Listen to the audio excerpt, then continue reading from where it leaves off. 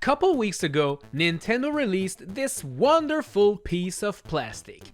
It's a replica of the good old Virtual Boy, a console you probably have never heard of before because it sucks so much balls. It's so bad. But hey, it does feature a couple fun games, and one of them is none other than Wario Land. Today, I will put my eyes inside of this big bulky thing and see if we can beat the game without touching a single coin. The rules are simple. We are going to be playing and suffering through Wario Land from beginning to end, and all of this without touching a single coin. Is it possible? I have no idea. Will I have a headache after playing this game? Most definitely. Anyways, make sure to subscribe and let's just jump into it. Well, yes, get ready for your eyes to bleed as well, because this game actually looks like this. Lovely red and black graphics. The game starts with Wario having a little sleepy sleep time until some random enemies attack him and steal his treasures, which is actually not really nice. Anyways, after we fall down a pipe, we'll begin the first stage. This first level will teach us a lot about the way this game works. First off, some coins are located in those question blocks, but as opposed to a Mario game, you don't automatically collect them and have instead to go grab the coin physically. That's actually good for us, because we can just refrain from hitting those blocks. What isn't good is that those coins never disappear. Bashing an enemy destroys it, but they typically give out a coin upon being defeated. We can run to the left and avoid the coins. Luckily, those coins do seem to despawn, which is actually great. So, for the level, I decided to refrain from attacking the enemies and touching the blocks. I did collect this key that is actually needed to finish the level. There was a part full of yucky coins, but we can just jump on some blocks to the left and land on top of this platform here to dodge them all. Whew! After a bit, I got to this elevator and completed the first level. Yay! Level 2 introduces new enemy types, but just like I said, defeating them typically means creating one yucky coin that we might collect by accident, so I decided to try to avoid the enemies as much as possible.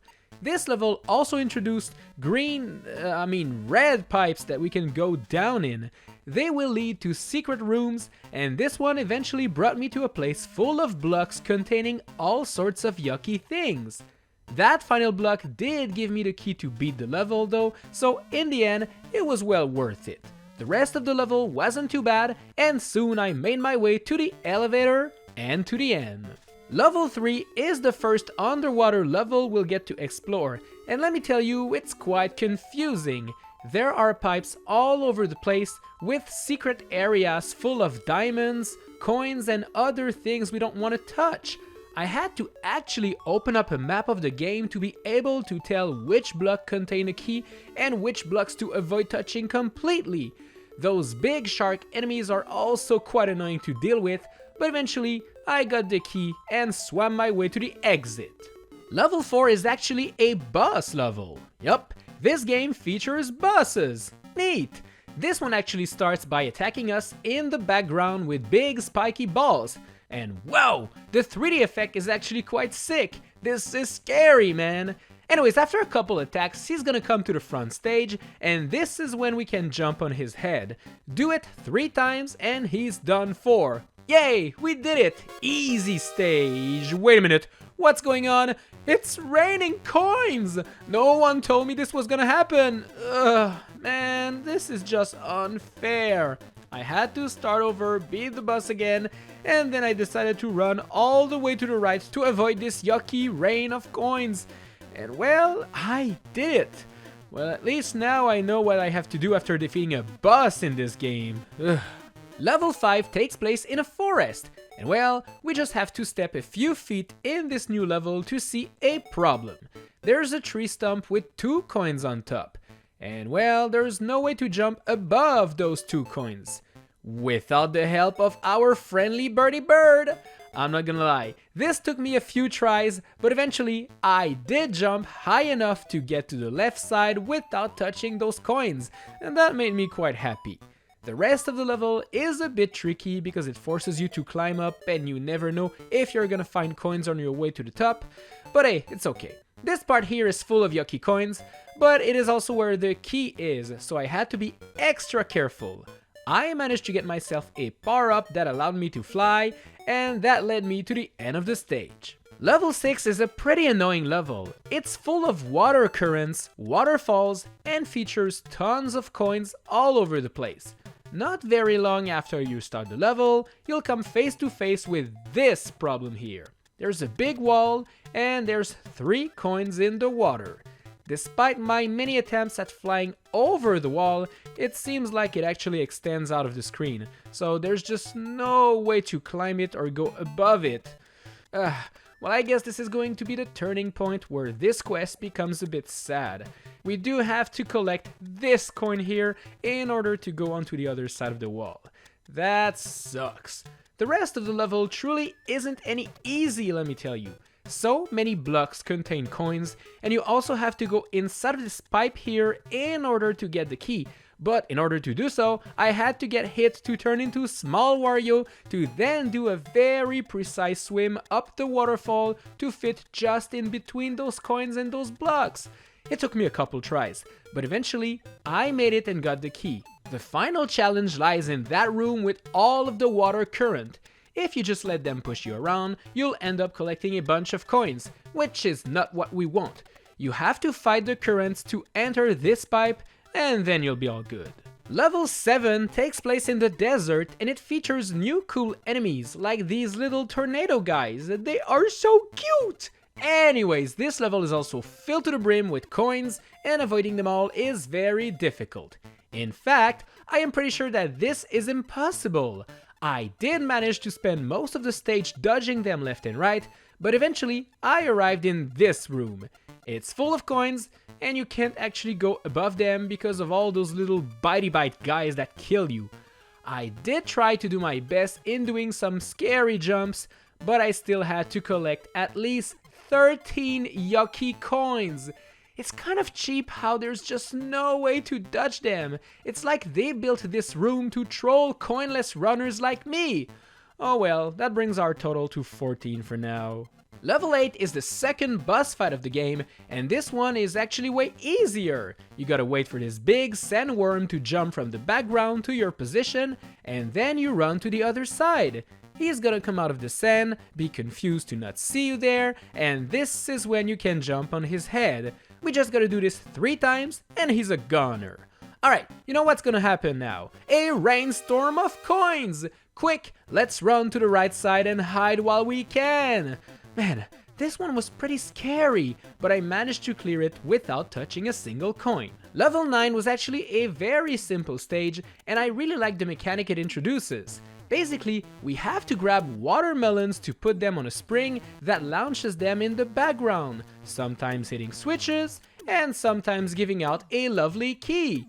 There were no dangerous coins here, and it was actually quite refreshing to play such an easy level after everything I've been through earlier. Level 10 was kind of a confusing level. It's like a big mansion full of rooms all over the place. Some of these rooms are alright, and others are full of yucky coins. There's also a bunch of smiley face rooms where you gotta fight this big smiley face dude by throwing smaller smiley faces at his big smiley face. It's just weird as heck, not gonna lie. And in 3D it's even worse. Anyways, I did manage to find my way to the room with the 3 big clocks and got myself the key. After that, I made my way to the elevator and got the heck out of here. This place is too spoopy for me. Level 11 was actually not too bad. It features a bunch of platforms on top of lava, and we have to avoid falling down. Eventually, it will also feature some big fans that can push you all over the place. Some of these fans are very close to coins, which was kind of scary, but I managed to get in between all of them.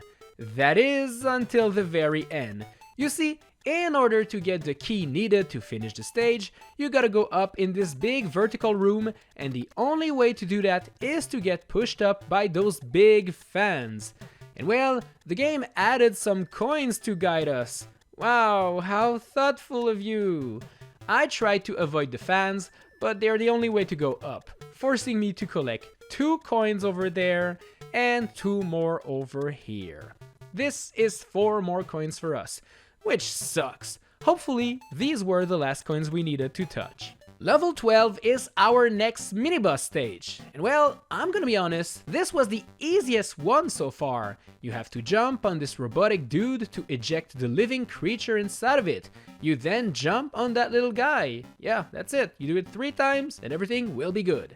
Even better, this bus stage features those blocks that allow you to jump in the background. So I just hid there during the rainstorm of yucky evil coins. Ha! Easy peasy. Level 13 was actually pretty freaking frustrating. Once again, it's a maze level with so many doors, pipes, and places to visit. I got lost for God knows how long trying to get the key and find the exit. The worst part? I had to collect a freaking coin on my way to the end. You see, we absolutely have to break this block over here to reveal a door, and then we need to go through it. The problem is that this block that we destroy gives out a yucky coin that never disappears. And not only one yucky coin, one very expensive yucky coin. Collecting this single one gives out 20 normal coins, which is atrocious. I did try to visit this room without having a big power-up to see if Wario could fit and enter the door frame without touching the coin, but despite my many attempts, it's just not happening. Wario is a bit too chubby to dodge it. Dang it!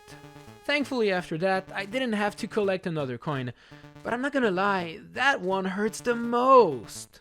Level 14 is the final level with the final boss. And well, this dude is annoying as heck. You have to attack his big nose 5 times to defeat it. And since he moves all over the place, it is really difficult to land those hits. It took some time, but eventually I did it. And the best part? Well, there's no coin rain at the end, so this is it. Well, Wario took all of the yucky coins we got and put them inside this big money bag. Hey, we got a D rank because we don't have a lot of coins. Let's freaking go! I've never been so happy to get a bad ranking in a video game. Is it possible to beat Wario Land on Virtual Boy without touching a single coin? Sadly, no it isn't. We had to collect 1 coin in level 6, 13 coins in level 7, 4 coins in level 11, and level 13 forced us to collect 1 coin that's actually worth 20, bringing the total to 38. Well, that's not too bad for a game that is so fixated on getting rich, but it's still too much for me to be happy. And it's also too much to warrant the headache that I now have by staring at the frickin' Virtual Boy for hours. Seriously, I'm not seeing right. This thing is dangerous. Please, give a like, help me fix my eyes, okay? Anyways, thank you so much for watching this video. I hope you enjoyed it. Make sure to subscribe for more, and I will see you in the next one. Bye!